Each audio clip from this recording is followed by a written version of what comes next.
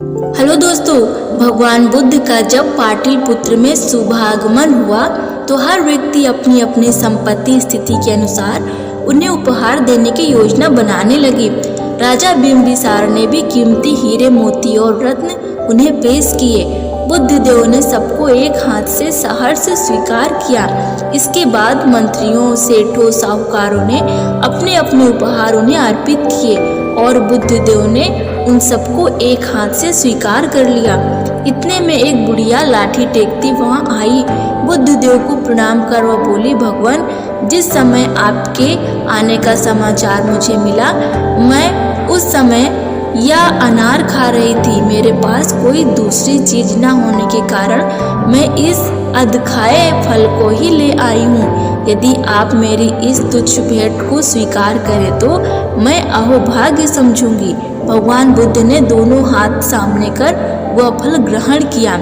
राजा बिंबिसार ने जब यह देखा तो उन्होंने बुद्ध देव से कहा, भगवान क्षमा करें, एक प्रश्न पूछना चाहता हूँ। हम सबने आपको कीमती और बड़े बड़े उपहार दिए हैं जिन्हें आपने एक हाथ से ग्रहण किया है, लेकिन इस बुढ़िया द्वारा दिए गए छोटे एवं जूठे फल को आपने दोनों हाथों से ग्रहण किया, ऐसा क्यों? यह सुन बुद्ध देव मुस्कुराए और बोले, राजन, आप सबने अवश्य बहुमूल्य उपहार दिए हैं, किंतु यह सब आपकी संपत्ति का 10वां हिस्सा भी नहीं है। आपने यह दान दीनों और गरीबों की भलाई के लिए नहीं किया है, इसलिए आपका यह दान सात्विक दान की श्रेणी में नहीं आ सकता है। इसके विपरीत इस बुढ़िया ने मुझे अपने मुंह का कौर ही दे डाला। भले ही यह बुढ़िया निर्धन है, लेकिन इसे संपत्ति की कोई लालसा नहीं है। यही कारण है कि इसका दान मैंने खुले हृदय से दोनों हाथों से स्वीकार किया। फिर दूसरे दिन भगवान बुद्ध जेतवन में विहार कर रहे थे। भिक्षु चक्षुपाल भगवान से मिलने के लिए आए थे। उनके आगमन के साथ उनकी दिनचर्या, व्यवहार और गुणों की चर्चा भी हुई। भिक्षु चक्षुपाल अंधे थे। एक दिन विहार के कुछ भिक्षुओं ने उन्हें मरे हुए कीड़ों को चक्षुपाल की कुटी के बाहर पाया और उन्होंने चक्षुपाल की निंदा करनी शुरू कर दी कि उन्होंने इस जीवित प्राणियों की हत्या की है। भगवान बुद्ध ने निंदा कर रहे उन भिक्षुओं को बुलाया और पूछा कि क्या तुमने भिक्षु को कीड़े मारते हुए देखा है? उन्होंने उत्तर दिया, नहीं।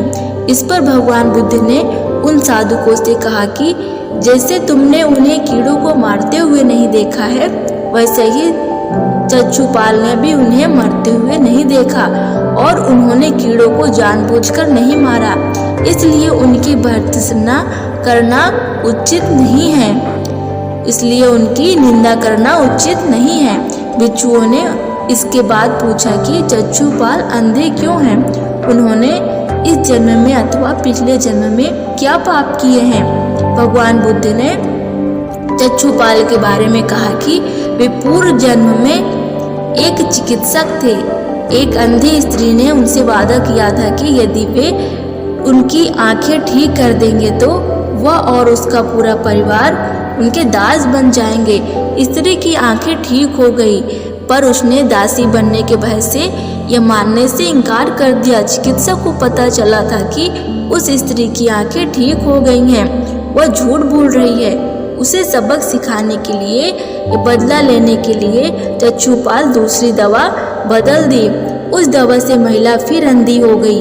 वह कितना भी रोई पीटी चिल्लाई, लेकिन चक्षुपाल जरा भी नहीं पसीजा। इस पाप के फलस्वरूप अगले जन्म में चिकित्सक को अंधा बनना पड़ा।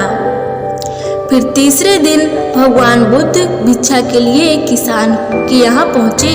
तथागत को भिक्षा के लिए आया देखकर किसान उपेक्षा से बोला, श्रीमण, मैं हल जोतता हूँ और तब खाता हूँ। तुम्हें भी हल जोतना और बीज बोना चाहिए और तब भोजन ग्रहण करना चाहिए।